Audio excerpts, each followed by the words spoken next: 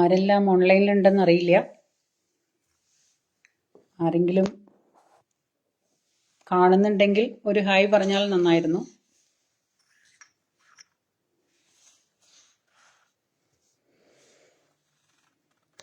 Okay, ആരെയും കാണുന്നില്ല. എന്തായാലും ശരി, ഞാൻ തുടങ്ങാണ്. എന്നുവെച്ചാൽ ഒരുപാട് വിഷയങ്ങളുണ്ട് പറയുകയാണെന്നുണ്ടെങ്കിൽ. പക്ഷേ ഇന്നത്തെ വിഷയം ചെറിയൊരു ദുരന്തമാണ് പറയാനുള്ളത്. അപ്പോൾ ദുരന്തം എന്ന് പറയുമ്പോൾ നിങ്ങൾക്ക് എല്ലാവർക്കും പെട്ടെന്ന് തന്നെ കാര്യങ്ങൾ മനസ്സിലായിട്ടുണ്ടാവും എന്ന് ധരിക്കുന്നു. അതായത് ഞാൻ ഇന്നലെയാണ് കണ്ടത്. അതായത് വയനാട് ദുരന്തം എന്ന് പറഞ്ഞിട്ട് ഏഷ്യാനെറ്റിൻ്റെയാണ് എൻ്റെ കയ്യിൽ കിട്ടിയിട്ടുള്ള ഒരു ക്ലിപ്പ്.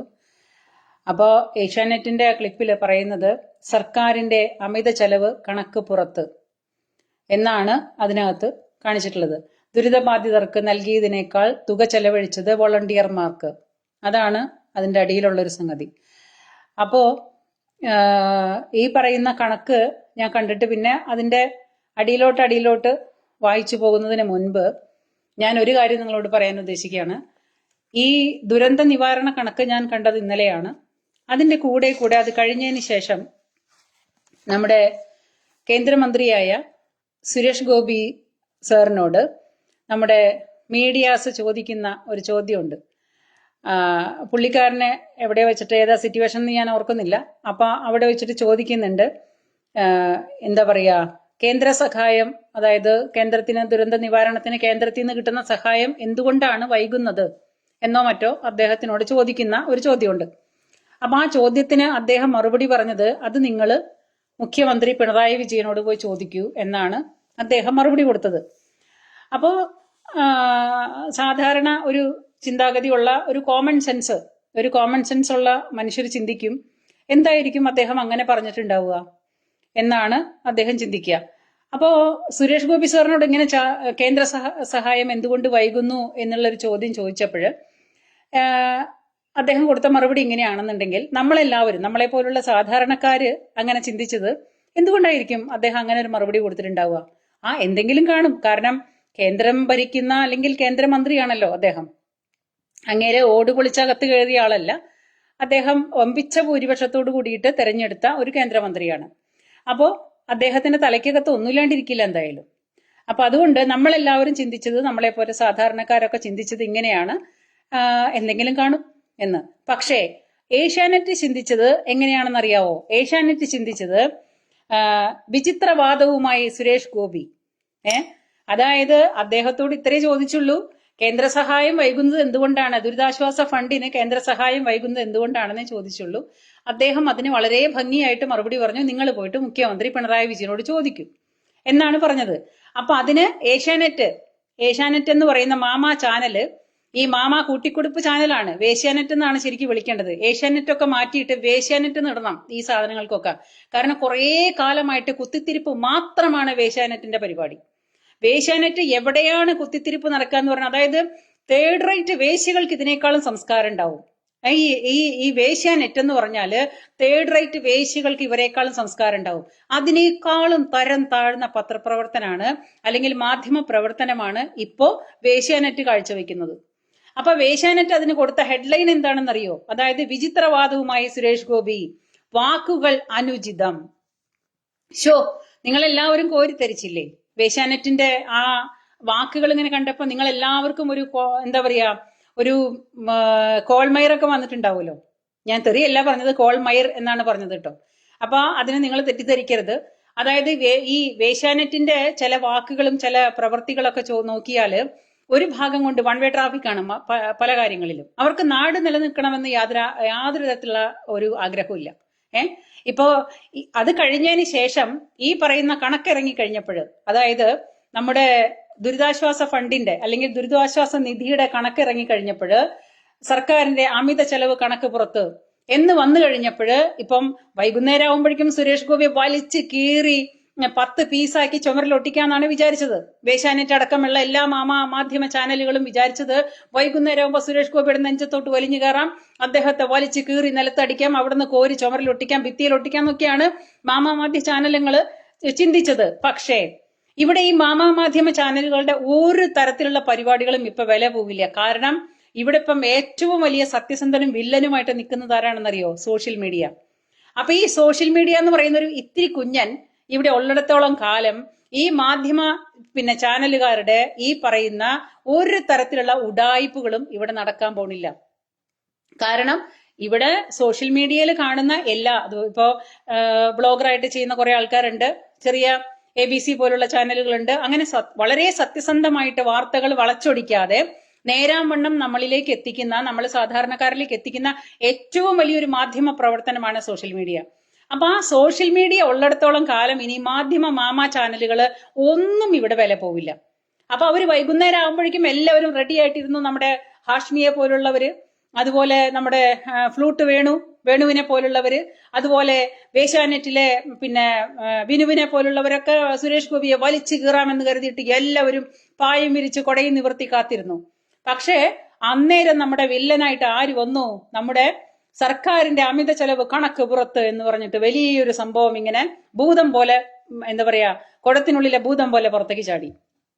അപ്പോ ആ കുടത്തിനുള്ളിലെ ഭൂതം പുറത്തേക്ക് ചാടിയപ്പോ ആ ഭൂതത്തിന്റെ കണ്ടപ്പോഴോ ആകെ ഭയന്ന് വിറച്ച് മാധ്യമ ചാനലുകൾക്കൊക്കെ വിവരം മനസ്സിലായി. എന്തുകൊണ്ട് സുരേഷ് ഗോപി അങ്ങനെ പറഞ്ഞു എന്നുള്ളത് അവർക്ക് വിവരം മനസ്സിലായി. അണ്ണാക്കിൽ പിരിവെട്ടി പഴം പുഴുങ്ങി എന്താ പറയാ, തൊണ്ടയിൽ കുടുങ്ങിയ പോലെ, പണിക്കിരി ചേമ്പ് നിന്ന് മരിച്ച പോലെ ഒരേ ഇരിപ്പിരുന്നു മാധ്യമ ചാനലുകൾ. പണ്ടൊരു കഥ പറയും, പണിക്കരുടെ തൊണ്ടയിൽ ചേമ്പിന്റെ വിത്ത് കുടുങ്ങിയ കഥ. പുഴുങ്ങിയ ചേമ്പിന്റെ വിത്തെ ചൂടോട് കൂടി എടുത്ത് വിഴുങ്ങി. അപ്പൊ അത് തൊണ്ടയിൽ ചെന്നിട്ട് അവിടെ സ്റ്റക്കായിരിക്കുമ്പോൾ അനങ്ങാൻ പറ്റാണ്ട് അങ്ങനെ ഇരുന്ന് പണിക്കര് ചത്തു എന്നൊരു കഥയുണ്ട്. കുട്ടിക്കാലത്തെങ്ങാണ്ട് ഞാൻ കേട്ടിട്ടുള്ളതാണ്. എന്ന പോലെ പണിക്കരുടെ തൊണ്ടയിൽ ചേമ്പിന്റെ വിത്ത്, പുഴുങ്ങിയ ചേമ്പും വിത്ത് ചൂടോടുകൂടി ചെന്നിരുന്ന് കുടുങ്ങിയ പോലെ നമ്മുടെ മാധ്യമ ചാനലുകാർ മൊത്തം തൊണ്ടയിൽ കുടുങ്ങി ആകെ മിണ്ടാൻ വയ്യാതെ ഒരേ ഇരിപ്പിരുന്നു. അല്ലെങ്കിൽ യുവന്മാരെ എല്ലാവരും കൂടിയിട്ട് സുരേഷ് ഗോപിയെ വലിച്ചു കീറി ചുമരിലൊട്ടിച്ചാന്. അതായിരുന്നു പ്ലാന്. അപ്പൊ ഇനി അടുത്ത സർക്കാരിന്റെ കണക്ക് നോക്കാം നമുക്ക്. അപ്പൊ സർക്കാരിന്റെ കണക്കില് ഒരു മൃതദേഹം സംസ്കരിക്കാൻ 75,000 രൂപ. ഒരു മൃതദേഹം സംസ്കരിക്കാൻ 75,000 രൂപ.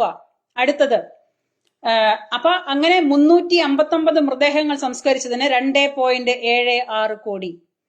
അപ്പോ ഇതേപോലെ 359 മൃതദേഹങ്ങളാണ് സംസ്കരിച്ചത്. ഈ സംസ്കരിച്ചതിന് 2.76 കോടി. അപ്പൊ ഞാൻ ചോദിക്കട്ടെ, ഈ മൃതദേഹങ്ങൾ സംസ്കരിക്കാനായിട്ട് അവിടെ സേവാഭാരതി ഉണ്ടായിരുന്നു, മറ്റുള്ള സന്നദ്ധ സംഘടനകൾ ഉണ്ടായിരുന്നു, അപ്പോ BJP പ്രവർത്തകരുണ്ടായിരുന്നു, നമ്മുടെ കേന്ദ്രമന്ത്രി അവിടെ മുണ്ടും മടക്കി കുത്തി, 100 രൂപയുടെ റെയിൻകോട്ടും ഇട്ട് മുണ്ടും മടക്കി കുത്തി അന്തസ്സായിട്ട് അഭിമാനത്തോട് കൂടിയിട്ട് അവിടെ നിന്നിട്ട് സാധാരണ ജനങ്ങൾക്കൊപ്പം നിന്നിട്ട് അദ്ദേഹം എവർക്കൊപ്പം ഒരാളായിട്ട് ചെയ്ത പ്രവർത്തനങ്ങളോ, അവിടെ സേവാഭാരതി കാഴ്ചവെച്ച പ്രവർത്തനങ്ങളോ, അല്ലെങ്കിൽ മിലിറ്ററി ഉദ്യോഗസ്ഥർ കാഴ്ചവെച്ച പ്രവർത്തനങ്ങളോ, നമ്മുടെ സാധാരണക്കാര്, അതായത് സാധാരണക്കാരായ ഒരുപാട് നല്ല മനസ്സുള്ള മനുഷ്യര് അവരുടെ പാർട്ടിയും രാഷ്ട്രീയവും മറന്ന് അവരുടെ സ്വന്തം പോക്കറ്റിലെ പൈസ എടുത്ത് സ്വന്തം വണ്ടിയിൽ പെട്രോൾ അടിച്ച് സ്വന്തം വണ്ടി കൊണ്ടും സ്വന്തം സൗകര്യങ്ങളെ കൊണ്ടും പരമാവധി സഹകരിച്ച് നമ്മുടെ നാട്ടുകാര് അവർക്ക് ഏറ്റവും കൂടുതൽ ബഹുമാനം കൊടുക്കേണ്ടതും സല്യൂട്ട് കൊടുക്കേണ്ടതും അവർക്കാണ്. അപ്പൊ അവര് സ്വയം ദേഹം കയ്യും മെയ്യും മറന്ന് എല്ലാവരും ഒരുപോലെ ആ പറയുന്ന ദുരന്തം നടന്ന ദുരന്ത ഭൂമിയിൽ പോയിട്ട് കഷ്ടപ്പെട്ടത് ആ വക സംഗതികൾക്കൊന്നും യാതൊരു കണക്കുമില്ലേ സർക്കാരെ? സർക്കാരിനോടാണ് എന്റെ ചോദ്യം. സർക്കാരിന് ഇതിൽ എന്തെങ്കിലും തരത്തിൽ മറുപടി പറയാനുണ്ടെങ്കിൽ പറയണം. കാരണം മരിച്ച മനുഷ്യരുടെ, അതായത് ഒന്ന് കണ്ണടച്ച് ഇരുട്ടി വെളുത്തപ്പോഴ് നമ്മള് ഗാഠനിദ്രയിലായിരിക്കുന്ന സമയത്ത് ഒരു ഗ്രാമം മുഴുവനും ഒറ്റ സെക്കൻഡ് കൊണ്ട് അവസാനിച്ചു പോയൊരു ദുരന്തമാണിത്. എനിക്ക് ആ സംഗതി ഇപ്പോ ഓർക്കാൻ പോലും നമ്മളാരും താല്പര്യപ്പെടുന്നില്ല. അത്രയ്ക്കും ഭയാനകമായിരുന്ന ഒരവസ്ഥയായിരുന്നു അത്. ഒന്ന് ഇരുട്ടി വെളുത്തപ്പോഴേക്ക് ഒരുപാട് പേർക്ക് ആരോരുമില്ലാതായത് മാത്രമാണോ, ഒരുപാട് പേർക്ക് കിടപ്പാടമില്ലാണ്ടായി. അതുവരെ സമ്പാദിച്ചതും, അതായത് ഊണും ഉറക്കവും കളഞ്ഞ് അധ്വാനവും കഷ്ടപ്പാടും കൊണ്ട് മാത്രം അതുവരെ സമ്പാദിച്ചതെല്ലാം നഷ്ടപ്പെട്ടു പോയ ഒരുപാട് മനുഷ്യരുടെ കണ്ണീര് മാത്രം ബാക്കിയായി. ഈ ഭൂമിയിൽ ജീവൻ അവശേഷിച്ചവർ മാത്രമല്ലാതെ ബാക്കി പ്രിയപ്പെട്ടവരെല്ലാവരും പോയ കുടുംബക്കാര്, അച്ഛനും അമ്മയും നഷ്ടപ്പെട്ട മക്കള്, ഭാര്യ നഷ്ടപ്പെട്ട ഭർത്താക്കന്മാര് നഷ്ടപ്പെട്ട ഭാര്യമാര്, വിധവകള്, അങ്ങനെ അച്ഛനും അമ്മയും നഷ്ടപ്പെട്ട കുഞ്ഞുമക്കള്, അതുപോലെ എല്ലാവരും പോയിട്ട് ഒരാൾ മാത്രം അവശേഷിച്ച ഒരുപാട് കുടുംബങ്ങൾ, അങ്ങനെ ഒരുപാട് ഒട്ടനവധി പേരുടെ കണ്ണീര് മാത്രം ബാക്കിയാക്കിയിട്ട് ഈ വയനാട് ദുരന്തം അവശേഷിക്കുമ്പോ ആ വയനാട് ദുരന്തത്തിന്റെ ആ ദുരന്തം ആഘോഷിക്കുന്ന കുറെ ദുരന്തന്മാരിവിടെ. ഞാൻ നോക്കുമ്പോ നമുക്ക് തോന്നുന്നത് ഇവിടെ ദുരന്തം വരുന്നതും ചിലർക്ക് സന്തോഷമാണ്. ഇതുവരെയുള്ള ഈ കണക്കുകളും കാര്യങ്ങളും സൂചിപ്പിക്കുന്നത്, അതായത് പ്രത്യേകിച്ചും എടുത്തു പറയേണ്ടത് സർക്കാരിന്റെ ഭരണപക്ഷത്തിന്റെ ഇപ്പൊ ഭരിക്കുന്ന ഏറ്റവും വലിയ ദുരന്തമാണ്. ഈ ലോക ദുരന്തങ്ങളിൽ വേണമെങ്കിൽ പറ്റുമെങ്കിൽ ഈ നോബൽ പ്രൈസ് ഒക്കെ കൊടുക്കുന്ന പോലെ ഏറ്റവും വലിയ ലോക ദുരന്തൻ എന്നൊരു ചോദ്യം വേണം. ആ ചോദ്യത്തിന്റെ ഉത്തരം വേണം പിണറായി വിജയൻ എന്നൊരു ഉത്തരവ് വേണം. അതിനുവേണ്ട 4 ഓപ്ഷൻ കൊടുക്കണം. സത്യമാണ് ഞാൻ പറയുന്നത്. ഈ ഭൂലോക ദുരന്തൻ എന്ന പേര് ചേരുന്ന ഒരു ഭൂലോക ദുരന്തമാണ് നമ്മുടെ കേരളം ഭരിക്കുന്ന മുഖ്യമന്ത്രി പിണറായി വിജയൻ. ഈ മുഖ്യമന്ത്രി പിണറായി വിജയൻ, അദ്ദേഹത്തിനോടാണ് ഞാൻ ചോദിക്കുന്നത്, അല്ലെങ്കിൽ അദ്ദേഹത്തിന്റെ പാർട്ടിയും അദ്ദേഹവും ഇഷ്ടപ്പെടുന്ന വളരെ വലിയ ആഘോഷിക്കുന്ന ഒരു സംഗതിയാണ് ദുരന്തങ്ങൾ. നമ്മുടെ നാട്ടിൽ വരുന്ന ഏതൊരു ദുരന്തമായാലും ശരി, ദുരന്തം വരാൻ വേണ്ടി പ്രാർത്ഥിക്കുന്ന ഒരു ടീമാണ് കമ്മ്യൂണിസ്റ്റ് മാർക്സിസ്റ്റ് പാർട്ടി. നമ്മൾക്കത് അങ്ങനെ തന്നെ നമുക്ക് ഉറപ്പിക്കേണ്ടി വരും. അവരുടെ പ്രവൃത്തി അതാണ്. ഇത് നമ്മൾ നമ്മുടെ ചുറ്റിനും കാണുന്ന കാര്യങ്ങൾ നമ്മളെ കൊണ്ട് ബോധ്യപ്പെടുത്തുന്ന, നമ്മൾ കണ്ടു മനസ്സിലാക്കുന്ന, അത് അറിഞ്ഞു മനസ്സിലാക്കുന്ന കാര്യം ഞാൻ പറയുന്നത്. ദുരന്തം വരാൻ വേണ്ടിയിട്ട് കാത്തിരിക്കുന്ന ഒരു ടീമാണ് നമ്മുടെ ഭരണപക്ഷം, മാർക്സിസ്റ്റ് പാർട്ടി അല്ലെങ്കിൽ DYFI. ഒരാൾക്ക് ഒരു നേരത്തെ ചോറ് കൊടുത്താൽ ആ ചോറിന്റെ ഓരോ വറ്റിലും DYFI എന്ന് എഴുതിയിട്ടുണ്ടാവും. ഒരാൾക്ക് ഒരു നേരത്തെ ഭക്ഷണം, ഒരു പൊതിച്ചോറ് കൊടുത്തതിന് കണ്ട ചിന്താ ജെറോം പണ്ട് അലറി വിളിച്ചത് കേട്ടില്ലേ? ഞങ്ങള് പൊതിച്ചോറ് കൊടുക്കുന്നുണ്ടോ, അപ്പൊ പിന്നെ മരുന്ന് കൊടുക്കേണ്ട ആവശ്യമില്ല എന്ന് അലറി വിളിച്ച ഒരു നേതാവുണ്ടല്ലോ, ചിന്താ ജെറോം. അപ്പൊ ആ ചിന്താ ജെറോം പറഞ്ഞ പോലെ കൊടുക്കുന്ന ഭക്ഷണത്തിന്റെ ഓരോ വറ്റിലും ഓരോ പാർട്ടിയുടെ പേരുണ്ടാവും, DYFI. അതൊരു ഭാഗത്ത്. ഈ കിട്ടുന്ന എവിടുന്ന് എന്തൊക്കെ ദുരന്തം കൊടുത്തിട്ട് അവിടുന്നൊക്കെ സംഭാവന കൊടുത്താലും എല്ലാവരും കൊടുക്കൂ, അതായത് മുഖ്യമന്ത്രിയുടെ ദുരിതാശ്വാസ ഫണ്ടിലേക്ക്. മുഖ്യമന്ത്രിയുടെ ദുരിതാശ്വാസ ഫണ്ട് എന്ന് പറഞ്ഞാലേ അപ്പാച്ചിമേടാണ് ഇതിലും ഭേദം. അത് ഭഗവാന്റെയാണ് അപ്പാച്ചിമേട്. എത്ര ഉണ്ട കൊണ്ടിട്ടാലും അവിടെ തൂരില്ല എന്നാണ് പറയുക. അതാണ് ഐതിഹ്യം. അപ്പാച്ചിമേട്ടിൽ എത്ര ഉണ്ട എറിഞ്ഞാലും അവിടെ തൂരില്ലെന്ന് പറയും. അത് ഭഗവാനെ സംബന്ധിച്ച കാര്യമാണ്. പക്ഷെ അതിന് ഞാന് സാദൃശ്യപ്പെടുത്തി പറയുന്നത്, ഈ പിണറായി വിജയൻ എന്ന് പറയുന്ന ഭരണത്തിന്റെ അപ്പാച്ചിമേട്ടിലേക്ക് എത്ര പൈസ കൊണ്ടിട്ടാലും ശരി, അവിടെ അത് തൂരില്ല. അവിടെ എന്നും അത് നിറയാതെ പോരായ്മയായിട്ടിരിക്കും. കാരണം കിട്ടണത് മുഴുവനും ഇപ്പോഴേ കിട്ടുള്ളൂ. അത് അപ്പാപ്പ പോക്കറ്റ് നിറയ്ക്കണ്ടേ? അത് ദുരിതാശ്വാസ ഫണ്ടായാലും കുഴപ്പമില്ല, ആര് ചത്തതിന്റെ പൈസയായാലും കുഴപ്പമില്ല, ആരെ കൊന്ന പൈസയായാലും കുഴപ്പമില്ല, എന്റെ പോക്കറ്റ് നിറയട്ടെ. അതായത് മാർക്സിസ്റ്റ് പാർട്ടിയുടെ പോക്കറ്റ് നിറയ്ക്കാനും ഭരണപക്ഷത്തിന് പുട്ടടിക്കാനും ഭരണപക്ഷത്തിന് എന്താ പറയാ തള്ളിമറിക്കാനും ഹെലികോപ്റ്റർ വാടകയ്ക്ക് എടുത്തിട്ടുണ്ടെങ്കിൽ അതിന്റെ വാടക കൊടുക്കാനും അങ്ങനെ നാട്ടുകാരെ പിഴിഞ്ഞിട്ട് ദുരന്തം നടന്ന സ്ഥലത്തുനിന്ന് കിട്ടിയ പൈസ വരെ അതുവരെ അടിച്ചു മാറ്റിയ കഥകളാണ് ഇപ്പൊ നമ്മൾ കേട്ടുകൊണ്ടിരിക്കുന്നത്.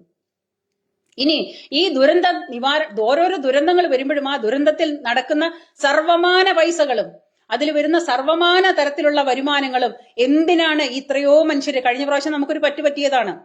എത്ര പറ്റിയാലും പഠിക്കാത്ത ഒരു വർഗം ഏതാണെന്ന് ചോദിച്ചാൽ അത് മലയാളിയാണ്. എത്ര കൊട്ട് കിട്ടിയാലും എത്ര പറ്റിയാലും പഠിക്കാത്ത ഭൂലോക വിഡ്ഢികളുടെ നാടാണ് കേരളം ഇന്ന്. ഈ ഭൂലോക വിഡ്ഢികൾക്ക് പറയുന്ന ഒരു കാര്യമുണ്ട്. ഈ പറയുന്ന ഭൂലോക വിഡ്ഢികൾ മുഴുവനും രാഷ്ട്രീയ അടിമകളായിരിക്കും. രാഷ്ട്രീയ അടിമകളാണ്. ഒരു നാട്ടിൽ ഒരു ദുരന്തം നടന്നിട്ട് ആ ദുരന്തത്തിലും രാഷ്ട്രീയം കാണുന്ന കുറെ രാഷ്ട്രീയ അടിമകള്. ആ രാഷ്ട്രീയ അടിമകള് എത്ര ദുരന്തങ്ങൾ കിടന്നിട്ട് ആ പൈസ കട്ടുമുടിച്ചാലും ആ പൈസ പുട്ടടിച്ചാലും പിന്നെയും കൊണ്ടുപോയിട്ട് ദുരിതാശ്വാസ മന്ത്രിയുടെ അപ്പാച്ചിമേട്ടിലേക്ക് എറിഞ്ഞു കൊടുക്കുന്ന ഒരു പറ്റം അടിമകള്, പാർട്ടി അടിമകള്. അതൊന്നും എത്തേണ്ടവരുടെ കൈകളിൽ എത്തുന്നില്ല. അതാണല്ലോ സത്യം. അപ്പോ രണ്ടാമത്തെ തവണയും ദുരന്തം വന്നപ്പോഴ് രണ്ടാമത്തെ തവണയും പലരും പറഞ്ഞു മുഖ്യമന്ത്രിയുടെ ദുരിതാശ്വാസ ഫണ്ടിലേക്ക് ആരും കൊടുക്കരുത്. പക്ഷെ മറ്റു പലരും ചിന്തിച്ചു, ശരി, ഈ സമയത്ത് നമ്മൾ അങ്ങനെ പറയുന്നത് ശരിയല്ല, നമുക്ക് എല്ലാവർക്കും സഹകരിക്കാം, ഇനിയൊരു ചതി ഒരിക്കലും ഉണ്ടാവില്ല, ഇത്രയും വലിയൊരു ദുരന്തം നടന്നതല്ലേ, അപ്പൊ അതുകൊണ്ട് അങ്ങനെ ഒരു ചതി സംഭവിക്കില്ലായിരിക്കാം. ആ വിശ്വാസത്തില് എല്ലാവരും കൊണ്ടുപോയിട്ട് വീണ്ടും മുഖ്യമന്ത്രിയുടെ ഫണ്ടിലോട്ട് കൊണ്ട് ഇട്ടു. ഇപ്പൊ വീണ്ടും എല്ലാവർക്കും നാക്കും പൊള്ളി കയ്യും പൊള്ളി ഇരിക്കുകയാണ്. എന്തായാലും ദുരന്തത്തിന്റെ കണക്ക് മുഴുവനും വന്നിട്ടുണ്ട്. കണക്കിനുള്ള വാക്കുകൾ ഇങ്ങനെയാണ്: വോളണ്ടിയേഴ്സിന് യൂസർ കിറ്റ് 2.98 കോടി. വോളണ്ടിയേഴ്സിന് യൂസർ കിറ്റ് അതായത് 100 രൂപയുടെ ഒരു കോട്ട്, ഒരു 200 രൂപയുടെ ഒരു ബൂട്ട്സ് ഉണ്ടാവും കാലുമേ, ആ ഒരു ബൂട്ട്സ്, പിന്നെ വേണമെങ്കിൽ ഒരു ടോർച്ച് ഉണ്ടാവും. അതാണ് ഈ കിറ്റ് എന്ന് പറയുന്നത്. ഐ ഡോണ്ട് നോ എന്താണെന്ന്. അപ്പൊ അതിന്റെ ചെലവാണ് എന്ത്? 2.98 കോടി, ഏകദേശം 3 കോടിയുടെ അടുത്ത്. പിന്നെ അടുത്തത് ഭക്ഷണ ചെലവ് 10 കോടി. നമ്മുടെ നാട്ടിൽ നിന്ന് ഭക്ഷണങ്ങൾ കയറ്റി വിട്ടിട്ട്, പല സന്നദ്ധ സംഘടനകളും ഭക്ഷണം കയറ്റി വിട്ടിട്ട് ഇവിടെ മതിയായി എന്ന് പറയുന്ന ഒരവസ്ഥ വന്നിട്ടുണ്ട്. അതുപോലെ കയ്യും മെയ്യും മറന്ന് ഈ മലയാളി പ്രവർത്തിച്ചതാണ്. അപ്പൊ അവിടേക്ക് ഭക്ഷണം കയറ്റി വിട്ടത് മതി എന്ന് പറഞ്ഞിട്ട് അവിടെ നിർത്തിവെക്കേണ്ട ഒരവസ്ഥ വന്നിട്ടുണ്ട്. എന്നിട്ട് അതിന് സർക്കാർ ഇട്ടിരിക്കുന്നതാണ് എന്ത്? ഭക്ഷണ ചെലവ് 10 കോടി. ഇതെന്താ മലയാളി മൊത്തം പിന്നെ ആനയാണോ? ആനയാണെങ്കിലും ഇത്രയും ചെലവില്ലല്ലോ. ഇനി അടുത്തത് ദുരിതാശ്വാസ ക്യാമ്പിലെ ജനറേറ്റർ 7 കോടി. എത്രയോ മനുഷ്യര് സ്വന്തം കയ്യിലെ പോക്കറ്റ് എടുത്തിട്ട് പെട്രോൾ അടിച്ചും ഡീസൽ അടിച്ചിട്ടും അവിടെ വന്നിട്ട് പ്രവർത്തിച്ച ആൾക്കാരുണ്ട്. അത് മുഴുവനും, അതായത് ഇനി അടുത്തത് ക്യാമ്പിലെ ഭക്ഷണം 8 കോടി, ക്യാമ്പിലുള്ളവരുടെ വസ്ത്രങ്ങൾ വാങ്ങിയതിന് 11 കോടി. ഇവിടുന്ന് കോടി, അതായത്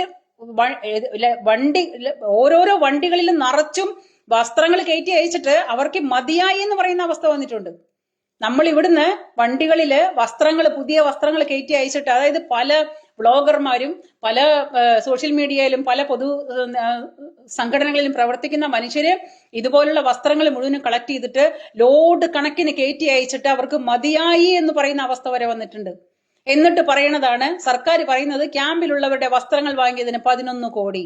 11 കോടി. ബെയിലി പാലം 1 കോടി. നിങ്ങൾ ഞെട്ടണ്ട, നമ്മള് എല്ലാവരും കണ്ടത് പിന്നെ മിലിറ്ററി ഉദ്യോഗസ്ഥർ വന്നിട്ട് ബെയിലി പാലം കെട്ടുന്നത് നമ്മൾ ഒരുപാട് രോമാഞ്ചമണിഞ്ഞതുമാണ് ആ ബെയിലി പാലത്തിന്റെ പേരില്. പക്ഷെ ബെയിലി പാലം കെട്ടിയതിനല്ല, ബെയിലി പാലത്തിന് അടിയിൽ കല്ല് പാകിയില്ലേ, ആ കല്ല് പാകിയതിന് 1 കോടി രൂപ. ബെയിലി പാലത്തിന്റെ അടിയിൽ കല്ല് പാകിയതിന് 1 കോടി രൂപ. അതാണ് ഇത് സർക്കാരിന്റെ കണക്ക്. ഈ സർക്കാരിന്റെ കണക്ക് നമ്മൾ പുറത്തു വന്നിട്ട് ഇന്നലെ നമ്മൾ എല്ലാവരും കണ്ടതാണ്.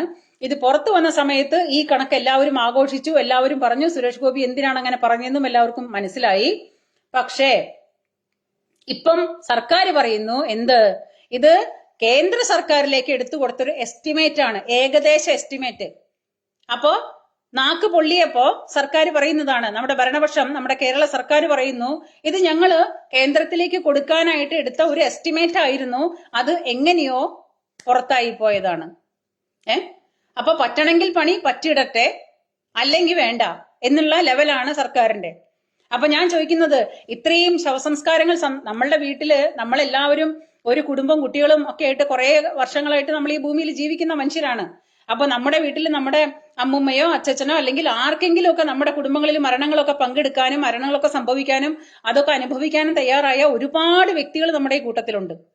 അപ്പോ നമുക്ക് എല്ലാവർക്കും ഒരു നോർമൽ, ഒരു കോമൺ സെൻസ് വെച്ചിട്ട് എല്ലാവർക്കും അറിയാം, നമ്മുടെ വീട്ടിലൊരാൾ മരിച്ചു കഴിഞ്ഞാല് ആ മരണാനന്തര ചടങ്ങിന് ഒരാൾ മരിച്ച് മരണാനന്തര ചടങ്ങിന് എത്ര വലിയ ഹൈഫൈ ലെവലിൽ നടത്തിയാലും ഒരു മരണാനന്തര ചടങ്ങ് ഒരാൾ മരിച്ച് അദ്ദേഹത്തിന്റെ പലകൊളി അടിയന്തരം വരെയുള്ള ചെലവുകളില് എന്നിട്ട് പോലും അതിനു പോലും വേണ്ട 75,000 രൂപ. അദ്ദേഹത്തിന്റെ സഞ്ചയനം, പുലകുളി അടിയന്തരം, അത് കഴിഞ്ഞിട്ട് 4-10 പേർക്ക് ഭക്ഷണം കൊടുക്കുന്ന ആ ഒരു ചടങ്ങിന് പോലും ഈ 75,000 രൂപ വേണ്ട എന്നിരിക്കെ ഒരു ശവശരീരം മറവ് ചെയ്യാനാണ് 75,000 രൂപ. ഇത് കേന്ദ്ര സർക്കാരിലേക്ക് കൊടുക്കുന്ന കണക്കാണത്രേ. അപ്പൊ കേന്ദ്ര സർക്കാരിൽ ഇരിക്കുന്ന എന്താ, പൊട്ടന്മാരോ? അവിടെ ഇരിക്കുന്നതൊക്കെ പൊട്ടന്മാരാണോ?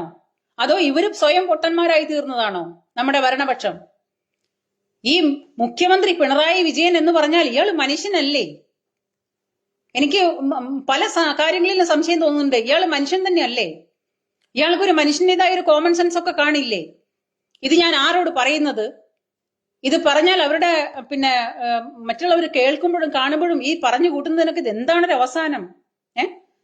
ഇത് അവസാനം ശ്രീലങ്കയിലും ബംഗ്ലാദേശിലൊക്കെ നടക്കുന്ന പോലെ ആൾക്കാരങ്ങ് കയറി നിറങ്ങിയ കേരള സെക്രട്ടേറിയറ്റ് അടിച്ച് ഒതുക്കി അവിടെ നിന്ന് അടിച്ച് ഓടിക്കേണ്ട കാലം കഴിഞ്ഞു. ഈ ഭരണപക്ഷക്കാരെന്ന് പറഞ്ഞ് കയറിയിരിക്കുന്ന ഈ പിണറായി വിജയനും കൂട്ടരും ഉണ്ടല്ലോ, റബ്ബർ സ്റ്റാമ്പാണ് ഈ പിണറായി വിജയൻ. ഇവിടുന്ന് എടുത്ത് അങ്ങോട്ട് വെച്ചാൽ അവിടെ വെക്കും, അവിടെ നിന്ന് എടുത്ത് ഇങ്ങോട്ട് വെച്ചാൽ ഇങ്ങോട്ട് ഇരിക്കും. അതാണ് പിണറായി വിജയൻ. ഈ പിണറായി വിജയൻ എന്ന് പറയുന്ന റബ്ബർ സ്റ്റാമ്പിനെ മുൻനിർത്തിക്കൊണ്ട് ആരോ കളിക്കുന്ന കളികളാണ്. മരുമോനായിരിക്കും, അല്ലെങ്കിൽ കൂടെയുള്ള ശിഖണ്ഡികളായിരിക്കും. ഇയാൾ ഈ വയസ്സാം കാലത്ത് ഇത് മുഴുവനും പറ്റിച്ച് ഒട്ടിച്ച് കൊണ്ടുപോയിട്ട് എവിടെ കൊണ്ടു കൊടുക്കാനാ? അതോ പോണ പോക്കില് ഇനിയും ആർത്തി നിന്നില്ലേ? ആക്രാന്തം തീർന്നില്ലേ? എന്തോരം ഇനിയും പറ്റിതേ? ഞാൻ ചോദിക്കുന്ന ഒരു പരിധിയില്ലേ? ഇയാള് ദൈവവിശ്വാസിയല്ല, ഇയാള് മാർക്സിസ്റ്റുകാരനാണ്, കമ്മ്യൂണിസ്റ്റുകാരനാണ്, ശരി. പക്ഷെ ഒരു മനസ്സും മനസാക്ഷിയൊക്കെ ഉണ്ടാവുമല്ലോ ഏത് കമ്മ്യൂണിസ്റ്റുകാരനും. മനുഷ്യരാണല്ലോ, മനുഷ്യന്റെ രൂപത്തിൽ മാത്രമേ ഉള്ളോ? ഇതേപോലത്തെ കണക്കുകൾ എഴുതിയിട്ട് ഇതുപോലെ കേരള ജനതയെ പറ്റിക്കുന്ന ഈ മുഖ്യമന്ത്രിക്ക്, എന്റെ പൊന്നു മുഖ്യമന്ത്രി പിണറായി വിജയ, താങ്കൾക്ക് ഇതിലും തൂങ്ങി ചത്തൂടെ? ഇതിനേക്കാളും ഭേദം അതാണ്. അന്തസ്സുണ്ട്, അതിന് അന്തസ്സുണ്ട്. ഈ ദുരന്തം നടന്നിട്ട് ആ ദുരന്ത സ്ഥലത്ത് ഉറ്റവരും ഉടയവരും നഷ്ടപ്പെട്ടിട്ട് അവർക്ക് അർഹതപ്പെട്ട പൈസ അടിച്ചു മാറ്റിയിട്ട് അതും പോക്കറ്റിലേക്ക് നടക്കുന്ന മുഖ്യമന്ത്രി പിണറായി വിജയ, നിങ്ങളൊക്കെ ഈ ഭൂമിക്ക് ഭാരമായിട്ട് ഇരിക്കുന്നതിൽ നല്ലത് തൂങ്ങി ചാവുന്നതാണ്. ഇനി അതിന് കയറ് മേടിക്കാൻ പൈസ ഇല്ലെങ്കിൽ ഞാൻ തരാം, എന്റെ വക തരാം. അത്രയ്ക്കും കഠോരമാണ് ഈ കാണിക്കുന്നത്, ഈ കേരള ജനതയോട് കാണിക്കുന്നത്. കേരള ജനത എന്ന് പറഞ്ഞാൽ എന്തോ നോക്കിയിരിക്കുവാണ് ഈ മലയാളികൾ എന്ന് എനിക്കറിയാൻ പാടില്ല. ഈ തോന്നിവാസങ്ങൾ മുഴുവനും. കാരണം എന്തു പറഞ്ഞാലും പാർട്ടിയാണ്. സുരേഷ് ഗോപി കേന്ദ്രമന്ത്രിയായി, അദ്ദേഹം BJP പാർട്ടിക്കാരനാണ്. അതുകൊണ്ട് അദ്ദേഹത്തിന് പുറഞ്ചം അടിക്കുക. കിട്ടിയ താപ്പിന് അദ്ദേഹത്തിന് എവിടെയെങ്കിലും ഓടിച്ചിട്ട് പിടിക്കുക, അദ്ദേഹത്തെ അടിക്കുക. അപ്പം ഒരാളോട് മാത്രം കാണിക്കുന്ന അന്യായം അയാൾ ഒരു BJP-കാരനായി എന്നതുകൊണ്ട് മാത്രമാണോ? അതാണോ ഇവിടുത്തെ രാഷ്ട്രീയമാണോ എല്ലാം? അദ്ദേഹം എന്ത് ചെയ്യുന്നു, അദ്ദേഹം എന്ത് പ്രവൃത്തി ചെയ്യുന്നു, അദ്ദേഹം എങ്ങനെ ഭരിക്കുന്നു, അദ്ദേഹം കക്കുന്നുണ്ടോ, മോഷ്ടിക്കുന്നുണ്ടോ, അല്ലെങ്കിൽ മാന്യമായിട്ടാണോ ഭരണം നടത്തുന്നത്, അതൊന്നും ഇവിടുത്തെ ആൾക്കാർക്ക് അറിയേണ്ട ആവശ്യമില്ല. സുരേഷ് ഗോപി അയാള് BJP-കാരനാ, അയാള് ചാണക സംഖ്യ, അയാള് ചാണത്തിൽ ചവിട്ടി, അയാള് ചാണകം തിന്നു. ഇവിടെ പറയുന്ന ഈ മലയാളികളുടെ സ്വഭാവം ഞാൻ ഈ പറയുന്നത്. അദ്ദേഹം കാലത്ത് തൊട്ട് ഇരുട്ടി വെളുക്കുന്നത് വരെ എന്തെല്ലാം നല്ല പ്രവൃത്തികളും പുണ്യപ്രവൃത്തികളും ചെയ്തിട്ടാണ് ഇവിടെ നാട് ഭരിക്കുന്നത്. അതൊന്നുമല്ല ജനങ്ങൾക്ക് മുഖ്യം അയാളുടെ രാഷ്ട്രീയമാണ്. ഞാൻ ചോദിക്കുന്ന എന്ത് രാഷ്ട്രീയത്തിന്റെ പേരിലായാലും അയാൾ ചെയ്യുന്ന പ്രവൃത്തി എന്താണെന്ന് നിങ്ങൾ കണ്ണു തുറന്ന് നോക്ക്.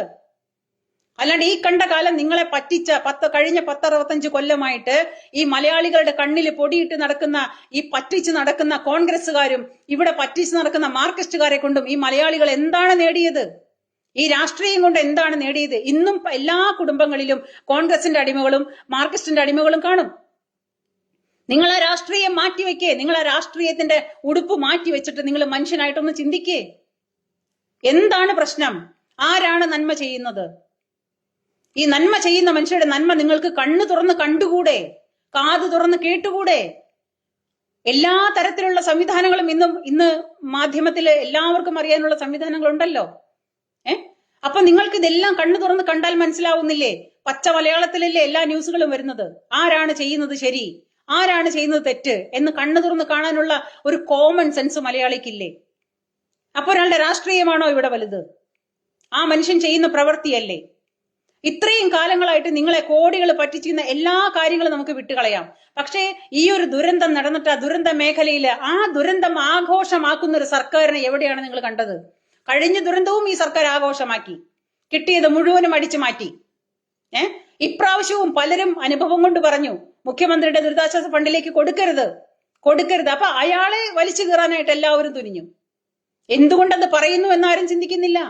എന്തുകൊണ്ടാണ് അങ്ങനെ പറയുന്നത്? ഞാൻ ചോദിക്കുന്നത്, നമുക്കൊരു പൈസ ഒരാളുടെ കയ്യിൽ കൊടുത്തിട്ട് വേണോ ചെയ്യാനായിട്ട്? ഒരാളൊരു 10 രൂപ കൊടുക്കാൻ ആഗ്രഹിക്കുന്നുണ്ടെങ്കിൽ നിങ്ങൾ ഏതെങ്കിലും സന്നദ്ധ സംഘടനകൾ വഴി ചെയ്യുന്നേ. അവിടെ പോയിട്ട് ആത്മാർത്ഥമായിട്ട് പ്രവർത്തിക്കുന്ന മനുഷ്യരുണ്ടല്ലോ. ആ നാടിന്റെ ദുരന്തത്തിന് കണ്ണീരോട് കൂടിയിട്ട് ആത്മാർത്ഥമായിട്ട് അതിനൊപ്പം നിൽക്കുന്ന ഒരുപാട് നല്ല മനുഷ്യരുണ്ട്. അവർക്കാർക്കും ഭരണമില്ലാന്നുണ്ടെങ്കിൽ കൂടിയിട്ടും അവർക്ക് ചെയ്യാനുള്ള മനസ്സുണ്ടല്ലോ. അങ്ങനെയുള്ളവരെ ഏൽപ്പിച്ചൂടെ? ഇപ്പൊ ഗൾഫുകളിൽ നിന്നായാലും മറ്റുള്ള NRI സർവീസുകളിൽ നിന്നും പല സ്ഥലത്തു നിന്നും പല തരത്തിൽ ലക്ഷക്കണക്കിന് ഫണ്ടുകൾ വന്നതാണ്.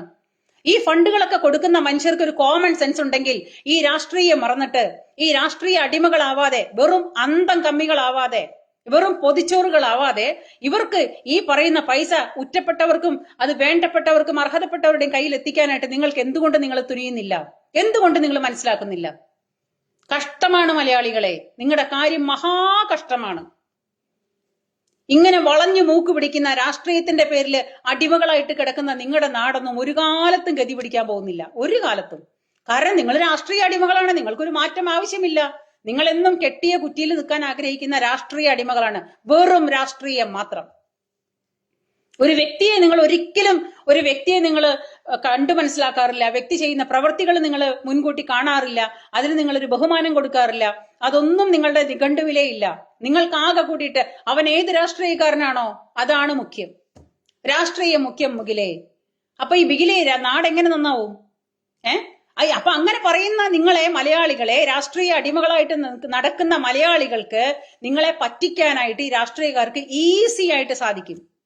ഈ രാഷ്ട്രീയ അടിമകളായിട്ട് ജീവിക്കുന്ന, കിടക്കുന്ന, കെട്ടിയ കുറ്റിയിൽ തന്നെ ഇട്ട് കിടക്കുന്ന, അതായത് ഈ ചക്കിനിട്ട കാളകളില്ലേ, ചക്കിനിട്ട് പണ്ട് ചക്കാട്ടുന്ന എള്ളാട്ടുന്ന ചക്കൊക്കെ ഉണ്ടാവില്ലേ, അപ്പൊ ഈ ചക്കിനാട്ടുന്ന കാളകള് ആ കെട്ടിയ കുറ്റിയിൽ തന്നെ കിടന്നിങ്ങനെ കറങ്ങും. അതേപോലെയാണ് മലയാളി. മലയാളിക്ക് ജനിക്കുമ്പോ തൊട്ടൊരു രാഷ്ട്രീയം ഉണ്ടാവും. എന്നിട്ട് അവൻ വളരെ അന്തസ്സോടു കൂടി പറയും, ഞാൻ എന്തു തന്നെ വന്നാലും എന്റെ രാഷ്ട്രീയം ഇട്ടൊരു കളിയില്ല, എനിക്ക് ഒറ്റ തന്തയേ ഉള്ളൂ, അതുകൊണ്ട് ഞാൻ രാഷ്ട്രീയം മാറിയിട്ട് ഒരു കളി ഞാൻ കളിക്കില്ല. എന്തോന്നാണ് ഈ രാഷ്ട്രീയം കെട്ടിപ്പിടിച്ചുകൊണ്ടിരിക്കുമ്പം അവസാനം കിട്ടാൻ പോകുന്നത്? നമ്പർ 1 ഊളകളല്ലാതെ ഈ ജാതി വർത്തമാനം പറയില്ല. ഈ രാഷ്ട്രീയം എന്നല്ല, വ്യക്തിപരമായിട്ട് കാണണം നമ്മൾ മനുഷ്യരെ. ഒരു വ്യക്തി അയാൾ മാർക്സിസ്റ്റോ കോൺഗ്രസോ BJPയോ ആണെന്നുള്ളതല്ല, ആ വ്യക്തി എന്താണെന്ന് നോക്കണം. ആ വ്യക്തി എന്ത് ചെയ്യുന്നു നമ്മൾ നോക്കണം. ആ വ്യക്തിയെ നമ്മൾ ബഹുമാനിക്കണം. ആ വ്യക്തിയെ നമ്മൾ സപ്പോർട്ട് ചെയ്യണം. അയാൾ ഏത് പാർട്ടിക്കാരനോ ആവട്ടെ. അപ്പൊ നിങ്ങളെ പോലുള്ള മലയാളികളെ പോലുള്ളവരെ പറ്റിക്കാനായിട്ട് ഈ രാഷ്ട്രീയക്കാർ കഴിഞ്ഞ 10-65 കൊല്ലമായിട്ട് ഉപയോഗിക്കുന്ന നിങ്ങളുടെ ഈ ഊളത്തരമാണ് നിങ്ങളെ പറ്റിച്ചുകൊണ്ടിരിക്കുന്നത്. കാരണം നിങ്ങൾ ഇവിടുന്ന് കെട്ടിയ കുറ്റിയൊന്നും നിങ്ങൾ അഴിക്കില്ല. നിങ്ങൾ കോൺഗ്രസ്സുകാരനാണെങ്കിൽ ഞാൻ കോൺഗ്രസ്സുകാരനെ തന്നെയായിട്ട് എനിക്ക് മരിക്കണം. ഞാൻ മാർക്സിസ്റ്റുകാരനാണെങ്കിൽ എനിക്ക് മാർക്സിസ്റ്റുകാരനായിട്ട് തന്നെ മരിക്കണം. എന്തോ വാഴയ്ക്ക കിട്ടാനാ? നിങ്ങൾ കമ്മ്യൂണിസ്റ്റുകാരനായിട്ട് അങ്ങ് അവസാനം വരെ ജീവിച്ചു മരിച്ചു, നിങ്ങൾക്ക് എന്തോ വാഴയ്ക്ക കിട്ടി? ഒരു കോൺഗ്രസ്സുകാരൻ അവസാനം വരെ അയാൾ കോൺഗ്രസ്സുകാരനായിട്ട് തന്നെ മരിച്ചു, എന്തോ വാഴയ്ക്ക നേടി? ചിലപ്പോ കുടുംബം മുഴു പട്ടിണിയിലായിരിക്കും. ജോലി ഉണ്ടാവില്ല, കൂലി ഉണ്ടാവില്ല, നാടിനൊരു ഡെവലപ്പ് ഉണ്ടാവില്ല, യാതൊരു സമ്പാദ്യം ഉണ്ടാവില്ല, ഒന്നും ഉണ്ടാവില്ല. അവസാനം വരെ ഞാൻ കോൺഗ്രസ്സുകാരനായിട്ട് മരിച്ചു, ഞാൻ മാർക്സിസ്റ്റുകാരനായിട്ട് മരിച്ചു. കോൺഗ്രസ്സുകാരൻ മരിക്കുമ്പം ഒരു ത്രിവർണ്ണ നിറമുള്ള ഒരു തുണിക്കഷ്ണം കൊണ്ട് പുതപ്പിക്കും അവിടുത്തെ ആ ലോക്കൽ കമ്മിറ്റിക്കാരെങ്കിലും. ലെവൻ എടുത്തുകൊണ്ട് പോയിട്ട് കുഴിച്ചിടും. മാർക്സിസ്റ്റുകാരൻ മരിക്കുമ്പം ഒരു ചുവന്ന തുണി കൊണ്ടുവന്നിട്ട് ആ കോണകം കൊണ്ട് പുതപ്പിക്കും, അവനെയും കൊണ്ടുപോയി കുഴിച്ചിടും. ആഹാ, അഭിമാനം, അന്തസ്. ചിലപ്പോ ജീവിതത്തിൽ അവസാനം വരെ ഒന്നും നേടിയിട്ടുണ്ടാവില്ല, ഈ ഒരു തുണിക്കഷ്ണം മാത്രം. തീർന്നു അതോടുകൂടി. ഇതുപോലത്തെ രാഷ്ട്രീയ തിമിരം ബാധിച്ച രാഷ്ട്രീയ അടിമകളെ നിങ്ങൾ ഈ കേരളം എന്ന് പറയുന്ന ഇട്ടാവട്ടത്തിൽ കിടന്നിട്ട് നിങ്ങളുടെ കേരളവും ഗതി പിടിക്കാൻ പോണില്ല. ഞാനടക്കമുള്ള മലയാളികളായിട്ടുള്ള ഞാനടക്കം പറയുന്നു, മലയാളികളെ നിങ്ങളൊരു സ്പെഷ്യൽ വേർഷനാണ്. അന്തവും കുന്തവും ഇല്ലാത്ത, വെളിവും വെള്ളിയാഴ്ചയും ഇല്ലാത്ത ഒരു സ്പെഷ്യൽ വേർഷൻ. ആർക്കും പറ്റിക്കാൻ നിങ്ങളെ, ആർക്കും വഞ്ചിക്കാൻ നിങ്ങളെ, ആർക്കും നിങ്ങളെ ഏതൊക്കെ തരത്തിലൊക്കെ മൂഞ്ചിക്കാൻ പറ്റുന്നുണ്ടെങ്കിൽ മൂഞ്ചിക്കാം. അതിനൊക്കെ തയ്യാറായിട്ട് നിന്ന് കൊടുക്കുന്ന രാഷ്ട്രീയ ഉടുപ്പിട്ട കുറെ മേലാളന്മാരുടെ കളിപ്പാവകള് തട്ടിക്കളിക്കുന്ന, പൊട്ടന്മാരാക്കുന്ന, കഴിഞ്ഞ 10-65 കൊല്ലമായിട്ട് വെറും പൊട്ടന്മാരാക്കുന്ന കുറെ കോൺഗ്രസ്സുകാരുണ്ട്, കുറെ മാർക്സിസ്റ്റുകാരുണ്ട്. അവരുടെ കുടുംബം നന്നായി, അവര് മാന്യന്മാരായി, അവര് കോടീശ്വരന്മാരായി, അവരുടെ മക്കളൊക്കെ വിദേശത്ത് പോയിട്ട് പഠിക്കുന്നു, ജോലി ചെയ്യുന്നു, സമ്പാദിക്കുന്നു, അവരുടെ തലമുറ സുഖമായിട്ട് കഴിയുന്നു. അവരുടെ തലമുറയ്ക്ക് 10-15 തലമുറയ്ക്ക് കഴിയാനുള്ള സ്വത്ത് അവരുണ്ടാക്കി വെച്ചിട്ടുണ്ട്. അപ്പൊ ആരെ പറ്റിച്ചിട്ട്? മാന്യനായിട്ടുള്ള, എല്ലാം അറിയുന്ന മലയാളി എന്ന് സ്വയം നടിക്കുന്ന മണ്ട ശിരോമണികളെ നിങ്ങളെ പറ്റിച്ചിട്ട് ഉള്ള കോടികള് അവരുണ്ടാക്കിയിട്ടുണ്ട്. ഇപ്പൊ അവസാനം വന്നിട്ട് നമ്മുടെ പിണറായി വിജയൻ അടക്കം മൊത്തം മലയാളികളെ പറ്റിച്ച രണ്ടാമത്തെ ദുരന്തവും മലയാളിക്ക് വന്ന ഏറ്റവും വലിയ ലോക ദുരന്തത്തിൽ ഒന്നാണ് വയനാട് ദുരന്തം. ആ വയനാട് ദുരന്തത്തിൽ വന്ന അവസാനത്തെ പിരിവും അന്തസ്സായിട്ട് കൈയിട്ട് വാരി നക്കി, അതെല്ലാം വെടിച്ചു നക്കി, മുഖ്യമന്ത്രിയും മരുമകനും കൂട്ടാളികളും എല്ലാവരും കൂടി ചേർന്ന് വീണ്ടും മലയാളികളെ പറ്റിച്ച് മൂഞ്ചിച്ച് ഇപ്പോഴും മലയാളി അതില് കുളിര് കൊണ്ടിരിക്കുന്ന ഒരു മഹാ കാഴ്ചയാണ് ഇപ്പൊ നമുക്ക് കാണാൻ സാധിക്കുന്നത്. സമ്മതിക്കണം മലയാളികളെ നമ്മളെ സമ്മതിക്കണം. കാരണം എല്ലാ പറ്റിക്കലിനും ഇങ്ങനെ നിന്നു കൊടുക്കാനായിട്ട് നമ്മുടെ ജന്മം ഇനിയും ബാക്കി. അപ്പൊ എന്തായാലും ശരി, ഈ പറയുന്ന കാര്യങ്ങൾ മുഴുവനും ഉണ്ടാക്കിയത് കണക്ക് പുറത്തു വന്നപ്പോ, എങ്ങനെയോ കണക്ക് പുറത്തു വന്നപ്പോൾ, ദുരന്ത നിവാരണ കണക്ക് പുറത്തു വന്നപ്പോൾ അത് കേന്ദ്രത്തിലേക്ക് കൊടുക്കാനായിട്ട് വച്ചിരിക്കുന്ന എസ്റ്റിമേറ്റ് ആണ്, അത് എങ്ങനെയോ പുറത്തായതാണ് എന്നൊക്കെയാണ് പറയുന്നത്. എനിവേ, എന്തായാലും ശരി, കിട്ടാൻ വേണ്ടിയിട്ട് കൊടുത്ത കണക്കാണ്. അപ്പൊ അവർക്ക് ഡബിൾ പറഞ്ഞാല് ഇനിയിപ്പം മാധ്യമ ചാനലുകൾ പറയും 1 ലക്ഷം പറഞ്ഞാലേ 50,000 തരുള്ളൂ, അതുകൊണ്ടാണ് ഞങ്ങൾ അങ്ങനെ ഒരു കണക്കിട്ടത് എന്ന് പറയുമായിരിക്കും. അപ്പോ ഈ പറയുന്ന കണക്കുകൾ മുഴുവനും നമ്മള് കണ്ടറിയാനും നമുക്ക് കേട്ടറിയാനും നമുക്ക് അനുഭവിച്ചറിയാനും ഇടയാക്കട്ടെ. നിങ്ങളുടെയൊക്കെ കണ്ണു തുറക്കട്ടെ. അവസാനവും ഞാൻ പറയുന്നു, തൂങ്ങിച്ചാവാൻ കയറെങ്കിൽ പിന്നെ കേരളത്തിന്റെ മുഖ്യമന്ത്രി, നിങ്ങൾക്കൊരു കയറ് ഞാൻ തരാം, എന്റെ വക. അതിന് നിങ്ങൾ എനിക്ക് കാശ് തരുമൊന്നും വേണ്ട. ആ വകയിൽ നിങ്ങൾ ലക്ഷങ്ങൾ എഴുതിയെടുക്കുകയും വേണ്ട, ഞാനത് ഫ്രീ ആയിട്ട് തരാം. ഇതിനേക്കാളും ഭേദം ഈ വയനാട് പാവങ്ങള് നിരാലംബരായ മനുഷ്യരെ പറ്റിച്ചതിന് ഇതുപോലെ ചെയ്യുന്നതിനേക്കാളും നല്ലത് നിങ്ങൾ തൂങ്ങിച്ചാവുക തന്നെയാണ്. കേരളം രക്ഷപ്പെടണമെങ്കിൽ രക്ഷപ്പെടട്ടെ. അങ്ങനത്തെ ഒരുപാട് വയസ്സായില്ലേ, ഇനിയെങ്കിലും നിർത്തിക്കൂടെ ഈ ദൂർത്ത്? എന്തിനാണ് ഞാൻ ചോദിക്കുന്നേ? ഇത്രയും പ്രായമായ ആളെ കേരളം ഭരിക്കാവുന്ന ആരെങ്കിലും എവിടെയെങ്കിലും എഴുതി വെച്ചിട്ടുണ്ടോ? ഈ ഒരു കാലെടുത്ത് പൊക്കി വെക്കാനായിട്ട് മറ്റേ ക്രെയിൻ എടുത്ത് പൊക്കേണ്ട ഒരു അവസ്ഥ വരുന്ന ഒരു മനുഷ്യനെ കൊണ്ട് കേരളം ഭരിപ്പിക്കണമെന്ന് ആരെങ്കിലും തീരെഴുതിയിട്ടുണ്ടോ? നല്ല രക്തത്തിളപ്പുള്ള ചോരത്തിളപ്പുള്ള ചെറുപ്പക്കാര്, നല്ല ചെറുപ്പക്കാര്, സന്നദ്ധരായ ചെറുപ്പക്കാര് നമ്മുടെ നാട്ടിലില്ലേ? പട്ടിയൊട്ട് തിന്നേയില്ല, പശുവിനെ കൊണ്ടിട്ട് തീറ്റിക്കുകയില്ല. അതാണ് അവസ്ഥ. പട്ടിയൊട്ട് തിന്നേയില്ല, പശുവിനെ കൊണ്ടിട്ട് തീറ്റിക്കുകയില്ല. ഇതാണ് അവസ്ഥ നമ്മുടെ. അപ്പൊ നമ്മുടെ ഭരണാധിപൻ ഇനി നാട്ടുകാര് മൊത്തം ചെയ്യേണ്ടത് ബംഗ്ലാദേശിലോ അല്ലെങ്കിൽ ശ്രീലങ്കയിലോ ഒക്കെ കാണിക്കുന്ന പോലെ നാട്ടുകാർ ഇനി ആകെ കൂടി ചെയ്യാനുള്ളൊരു പ്രവൃത്തി, ആ സെക്രട്ടേറിയറ്റിലേക്ക് മൊത്തം മലയാള നാട്ടിലെ മനുഷ്യരങ്ങോട്ട് കയറി ചെല്ലുക. അവിടുന്ന് ഇരുന്ന് ഇങ്ങനെ തിന്നു കൊഴുക്കുന്ന ആ എന്താ പറയാ, എനിക്ക് പേരൊന്നും എന്റെ നാക്കിൽ വരുന്നില്ല, ഞാൻ പറഞ്ഞാൽ കുറച്ച് കൂടി പോകും. അവിടെ ഇരിക്കുന്ന ഈ നാട്ടുകാരെ പറ്റിച്ച് തിന്നുന്ന കുറെ ഏധ്യാനികളുണ്ടല്ലോ, മന്ത്രിയും മുഖ്യമണ്ഡരിയും. ഈ മുഖ്യമണ്ഡരിയും മണ്ഡരി എല്ലാത്തിനും വല്ല ചൂലെടുത്തിട്ട് അടിച്ച് ഓടിക്കണം. അവിടുന്ന് ഇവന്മാരെ അടിച്ച് ഓടിക്കണം. എന്ത് തേങ്ങയ്ക്കാണ്, എന്ത് വാഴയ്ക്ക കിട്ടാനാണ് ഇവര് ഭരിക്കുന്നത്? എന്തോ കിട്ടാനാ? നിങ്ങളൊന്ന് ആലോചിച്ച് നോക്ക്. അപ്പോ എനിക്ക് ഇങ്ങനെ ഒരു കാര്യങ്ങൾ കണ്ടപ്പോഴ്, ഈ സുരേഷ് ഗോപിയുടെ നെഞ്ചത്തോട്ട് കയറുന്ന കണ്ടപ്പോ 2 വാക്ക് എനിക്ക് പറയണം തോന്നി. അതുകൊണ്ട് ഞാൻ പറഞ്ഞതാണ്. അതുകൊണ്ട് എന്നെ കേട്ട എല്ലാവർക്കും ഒരുപാട് നന്ദി. നിങ്ങൾ കണ്ണു തുറന്ന് കാണുക, ചെവി തുറന്ന് കേൾക്കുക, നമുക്ക് ചുറ്റും നടക്കുന്ന കാര്യങ്ങൾ അറിയാനെങ്കിലും ശ്രമിക്കുക. അതിനനുസരിച്ചിട്ട് നിങ്ങൾ പ്രവർത്തിക്കുക. അല്ലെങ്കിൽ നമ്മൾ തന്നെ ഇല്ലാണ്ടാവും, നാളെ കേരളം തന്നെ ഇല്ലാണ്ടാവും. അപ്പൊ അതുകൊണ്ട് എല്ലാവർക്കും എന്റെ നമസ്തേ, ജയ് ഹിന്ദ്. Thank U.